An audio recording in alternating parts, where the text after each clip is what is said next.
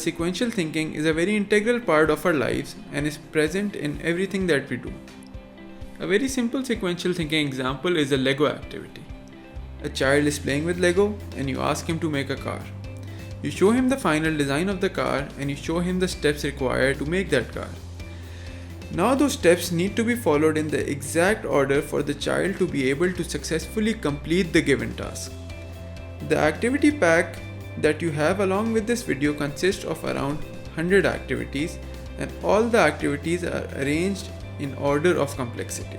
Our goal over here in this section is not to emphasize on these specific activities, but instead create a general sense of sequential thought in the child. Now, sequential thought forms the basis of all complex computations.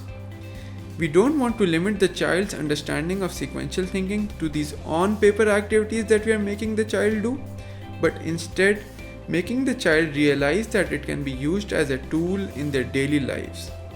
Every lesson can consist of at least 2 to 3 activities. You can always skip activities if you think your child is comfortable with a particular concept. Sequential thinking requires a lot of focus and concentration. Our recommendation would be to introduce all new concepts and activities in a distraction-free environment, and once the child has understood the underlying concept, then they can be moved to a classroom setting if you want. So the initial set of activities are coloring and simple counting activities. Then we move on to grid activities, and all these activities will be classified under sequential thinking activities. Now the strategy to introduce any new concept to a child is first by introducing worksheets or concepts in a collaborative manner. Once the child is comfortable with the underlying concept, we make them practice it more and more so the child can move towards independent work on their own.